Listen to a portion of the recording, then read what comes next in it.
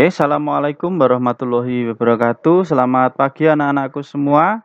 Bagaimana kabarnya hari ini siswa-siswi kelas 4B ya? Semoga selalu dalam keadaan sehat ya. Dan jangan lupa untuk selalu menerapkan protokol kesehatan dengan selalu mencuci tangan menggunakan sabun ataupun dengan hand sanitizer. Dan tidak lupa apabila keluar rumah untuk menggunakan masker dan juga selalu menjaga jarak ya. Dan kita juga berdoa semoga pandemi ini segera berakhir sehingga kita bisa bersama kembali di sekolah untuk belajar bersama-sama dan bertemu teman-teman ya. Oke, untuk pagi hari ini kita akan belajar tentang puisi ya dari buku penilaian Bu Pena jilid 4C ya. Tentunya anak-anak sudah mendapatkan buku 4C semua ya. Nanti kita akan mulai belajar tema 6 cita-citaku ya.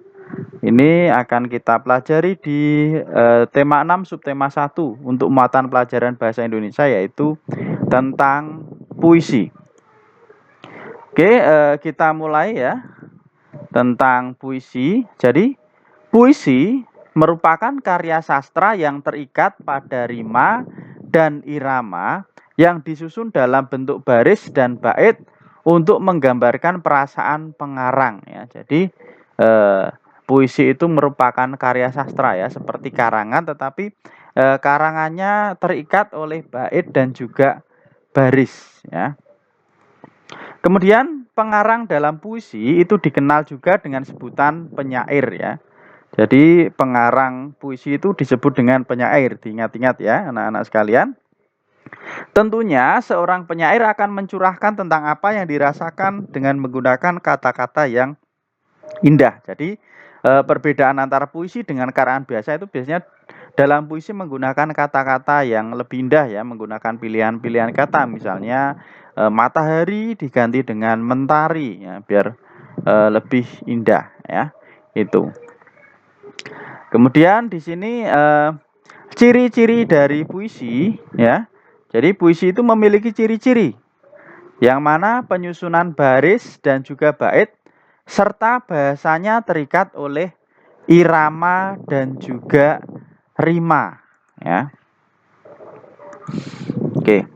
Baris dan bait dalam puisi itu tersusun dalam bentuk bait-bait ya. Jadi baris dan bait dalam puisi itu tersusun dalam suatu bait. Misalnya ada bait pertama, bait kedua, bait ketiga dan seterusnya. Dan dalam satu bait itu terdiri dari beberapa baris kata atau kalimat. Sedangkan irama itu merupakan keselarasan bunyi pada puisi yang dibentuk oleh kata-kata. Selain irama, dalam puisi juga terdapat yang namanya rima. Kalau irama itu adalah tinggi rendahnya ya. Jadi kita membacakan puisi itu harus sesuai dengan iramanya. Misalnya mentari pagi bersinar dengan indah ya. Jadi kita menggunakan irama. Beda dengan membaca biasa. Kalau membaca puisi kalau membaca biasa mungkin mentari pagi bersinar dengan indah. Kalau membacakan puisi menggunakan irama. Jadi tinggi rendahnya kita perhatikan ya. Kemudian selain irama ada juga rima ya. Rima itu adalah persamaan bunyi yang ada dalam baris puisi. Itu disebut dengan rima. Nah, ini adalah contoh sebuah puisi yang berjudul Cita-cita yang berbeda ya. Pengarangnya atau penyairnya itu adalah Frida.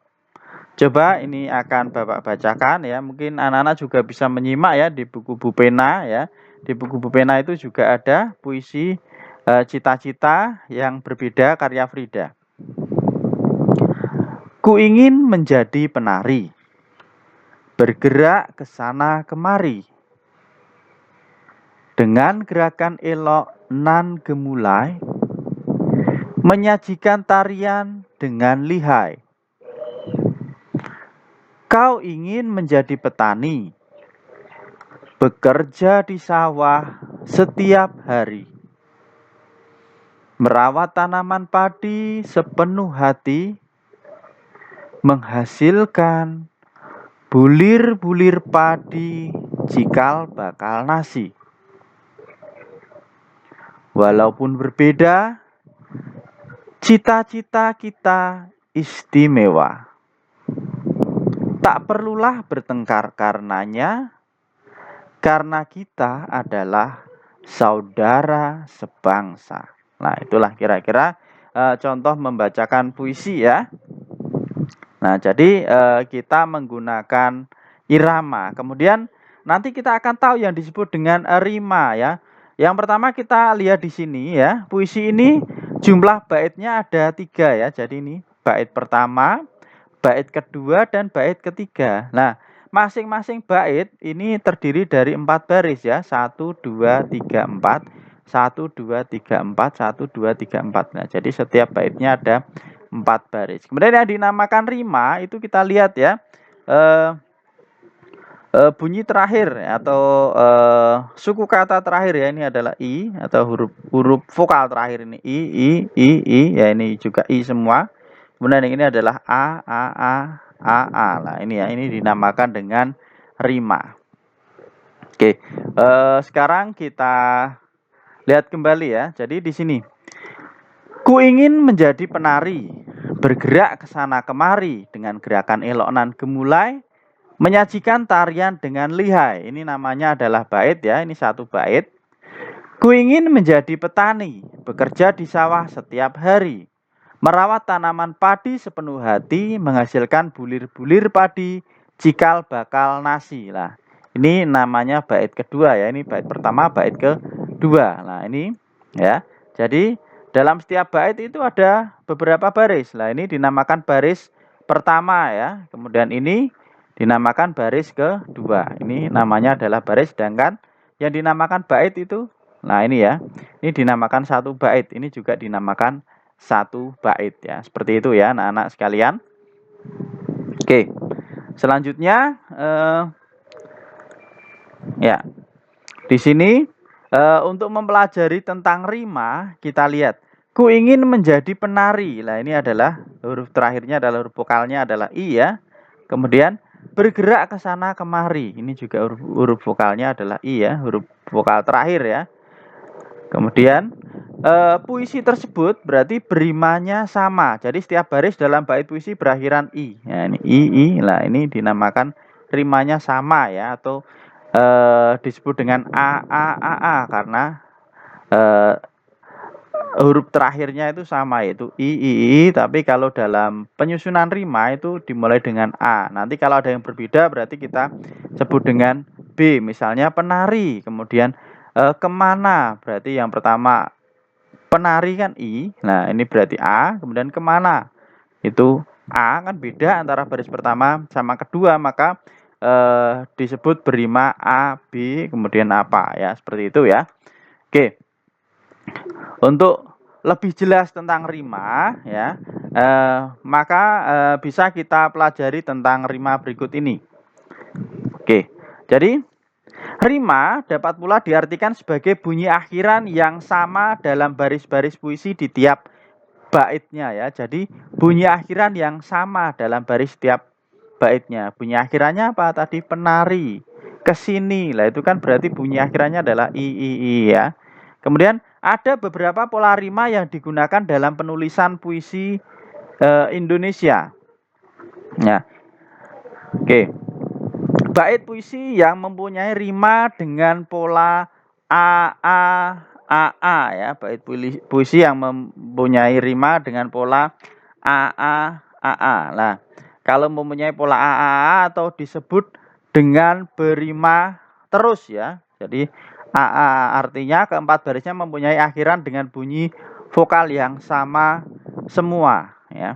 Misalnya nih, ketika malam memekakkan telinga, ku terus coba pejamkan mata. Entah tak tahu kenapa, makin ku pejam, makin susah rasanya. Ini jadi berima a atau disebut juga dengan rima terus ya. Kita lihat di sini ya. Ini a, tapi tidak harus hurufnya a ya. Misalnya tadi yang misalnya ini, Terbanglah dengan burung besi. Bisa dilihat mungkin di buku paket halaman 9 ya.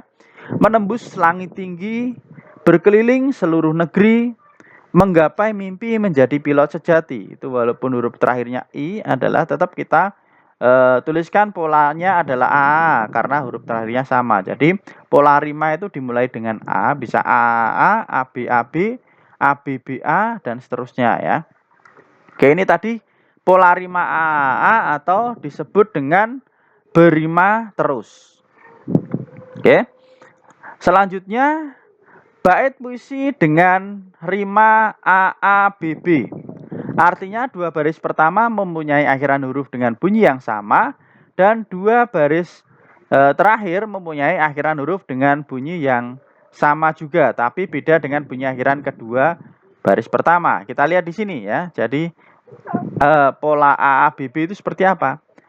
Tapal batas memisahkan kita.